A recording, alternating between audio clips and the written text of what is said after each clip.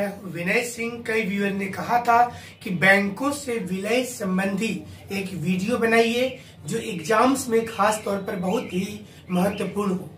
तो आज हमने यही विषय चुना है कि बैंकों का विलय होता कैसे है, बैंक विलय से क्या लाभ होगा और क्या आने वाले समय में सारे बैंक विलय होते होते एक बैंक में सिमट जाएंगे। क्या योजना है सरकार की, इन्हीं चीजों पर आज बात करेंगे और बैंकों से विलय संबंधी सारी चीजों को बताएंगे। सिर्फ बात आज bank of Baroda, Vijaya bank और देना बैंक की नहीं करेंगे, बल्कि इसके अलावा भी सारे बैंकों की योजना क्या है। मसलन state bank of India, bank of India, Canara bank, Indian bank, जितने भी सरकारी बैंक हैं, क्या ये सारे बैंक आने वाले समय में एक दूसरे में विलय होते हुए नजर आएंगे? क्या कुछ योजना है सरकार की? इन दिनों ये चर्चा का विषय बना हुआ है कि बैंक विलय होते जा रहे हैं। तो चलिए आपको पहले बताते हैं कि ये जरूरी क्यों है विलय होना। भारत में मिक्स्ड इकोनॉमी है। मिक्स्ड इकोनॉमी का अर्थ होता है कि जिसमें दूसरी प्राइवेट कंपनी और गवर्नमेंट की जो बैंक है और प्राइवेट बैंक है, दोनों एक साथ काम कर सकते हैं एग्जिस्टेंस में।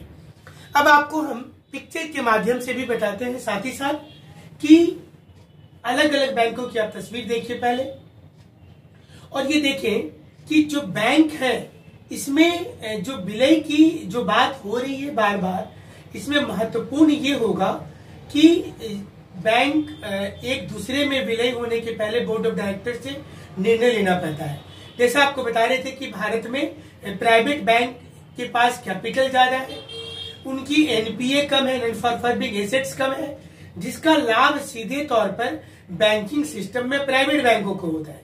सरकारी बैंक को कहीं ना कहीं इसका नुकसान हो रहा है, जैसे लोन का फंस जाना या कर्ज देने के बाद वापस नहीं ले पाना। तो ये सारी मुसीबत से निपटने के लिए सरकार ने बड़े बड़े बैंकों को करने की योजना बनाई है। तो पहले हम आपको एक इंफॉर्मेशन दे दे डिटेल्स में कि विजया बैंक, देना बैंक और बैंक ऑफ बड़ौदा, ये तीनों को एक करने के बाद में देश का तीसरा सबसे बड़ा बैंक हो जाएगा ये। जिस प्रकार से पहला बैंक जो है सबसे बड़ा एसबीआई है, दूसरे नंबर पर आईसीआईसीआई है और तीसरे नंबर पर बैंक ऑफ बड़ौदा हो जाएगा। इसके बाद फिर चौथी प्रक्रिया होगी जिसमें और भी दूसरे बैंकों को मिलाया जाएगा। 14,82,000 करोड़ कारोबार क्षमता हो जाएगी अगर ये विलय होता है। उसके बाद में ये केंद्रीय कानून मंत्री जो है रविशंकर प्रसाद जी ने, उन्होंने कहा कि विलय के बाद 10 लाख कर्मचारी जो इफेक्टेड हो रहे 10 लाख कर्मचारी, उनका क्या होगा, उनके सेवा और बाकी चीजों का क्या होगा, ये एक प्रश्न उठ रहा था बीच में। तो अब ये हो गया है कि उनको छटनी नहीं किया जाएगा, क्योंकि बार बार बैंकिंग स्ट्राइक आप देख रहे हो रहा है। विजया बैंक के शेयर धारक जो है, शेयर होल्डर जो है, उसको 1000 शेयर के बदले 110 शेयर मिल जाएगा। ये योजना 1 अप्रैल 2019 से लागू हो जाएगी और विलय के बाद देश में सरकारी क्षेत्र में बैंक की संख्या 21 से घटकर अब हो जाएगा 18। टोटल 18 बैंक ही हो रह पाएगा, अभी 21 है। तो इस यूनिट का शुद्ध एनपीए जो होता है ना 5.71% जो है, ये सरकारी क्षेत्र के बैंकों में 12.13 एवरेज से भी कम माना जाएगा, ये 3 बैंकों को जब मिलाएंगे। इसके अलावा जो प्रोविडेंट फंड होता है वो सारी चीजों का लाभ मिलेगा। जो कैश रिजर्व रेशियो होता है वो होगा, एडिक्वेट रेशियो होगा। तो बैंकों की लागत से आय अनुपात जो होता है, इनकम, वो सारी चीजों को तय करके किया जा रहा है। तो चलिए एक बार फिर से आपको हम थोड़ा डिटेल्स में बताते हैं कि भारत में जो बैंकिंग व्यवस्था है ये विदेशी बैंकों से बेहतरीन है। रिजर्व बैंक ऑफ इंडिया सारे बैंकों को पहले शेड्यूल बैंक घोषित कर देती है। शेड्यूल बैंक का मतलब होता है कि ऐसे बैंक जो आरबीआई के सभी रूल्स को फॉलो अप कर रहे हैं।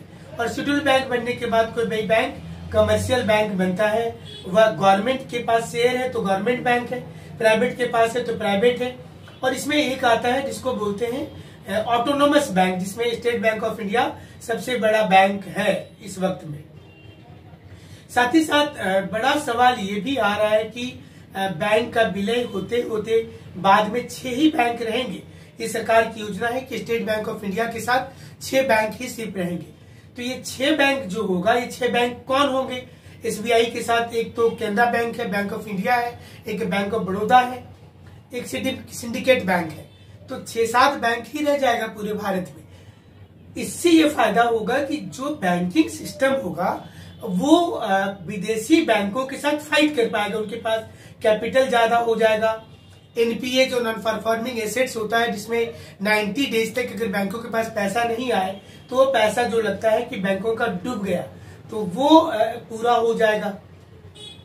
ये भी सारी लाभ बैंकिंग सिस्टम में देखने के लिए मिल सकती है आने वाले समय में। लेकिन आपको जानना बहुत जरूरी है कि बैंक का विलय करना भारत में क्यों जरूरी हो गया है। इसका 2-3 बड़ा कारण नजर आता है।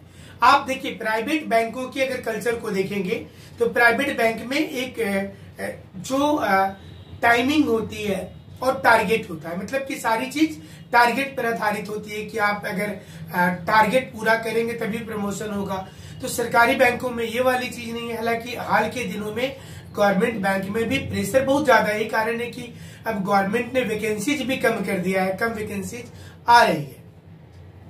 अब प्राइवेट बैंक को फाइट करने के लिए पूरी जो अब गवर्नमेंट की योजना है वो प्राइवेट के तर्ज पर होगा, यानी कि ऑफिसर्स के नाम जो होंगे, एग्जीक्यूटिव ऑफिसर्स होंगे, पब्लिक रिलेशन ऑफिसर होंगे, पीआरओ होगा, और उसी हिसाब से हायरार्की बनाई जाएगी और क्रॉस सेलिंग किया जाएगा। क्रॉस सेलिंग का मतलब होता है कि कोई भी कंपनी जब अपने ओरिजिनल सामान के अलावा अन्य सामान को बेच देती है, जैसे आप देखेंगे तो बैंकों में सोने का सिक्का बेचना एक क्रॉस सेलिंग कहा जाता है। तो अब बैंकों में क्रॉस सेलिंग शुरू हो गया है। तो ये विलय की प्रक्रिया लगातार चलती रहेगी। इससे जुड़ा हुआ जो सवाल होगा, जो चैलेंज है भारतीय बैंकों के सामने में कि एनपीए को रिकवर कैसे किया जाए। किसान का लोन अगर माफ करने वाला जो चक्कर आ रहा है बार बार, तो जो भी लोग लोन लेंगे उनके दिमाग में है कि आज नहीं तो कल हमारा माफ हो जाएगा, तो हमको तो कोई नुकसान फिर होने वाला नहीं है, क्योंकि हमारा पैसा माफ होगा ही होगा। तो ये भी एक तो बात होगी ना आने वाले वक्त में। तीसरी योजना होगी कि भारत में पेइंग कैपेसिटी अगर बढ़ता है और बैंक के पास पैसा वापस नहीं आता तो बैंक को नुकसान हो जाएगा। रिसेशन का दौर चल रहा है, मतलब बाजार सेचुरेट करते जा रहा है। ये भी रिसेशन के चलते भी बैंकों के ऊपर में बहुत प्रेशर है। हमारे विश्लेषण आपको कैसा लगा जरूर आप लिख भेजिएगा, और अपने क्षेत्र में पर्यटन को बढ़ावा दीजिए और अपने क्षेत्र की वीडियो को शूट कीजिए और हमारे नंबर 9431156794 पर भेज दीजिए। हम आपके साथ हमेशा जुड़े रहेंगे। जुड़ने के लिए आपका हमसे बहुत बहुत शुक्रिया। नमस्कार।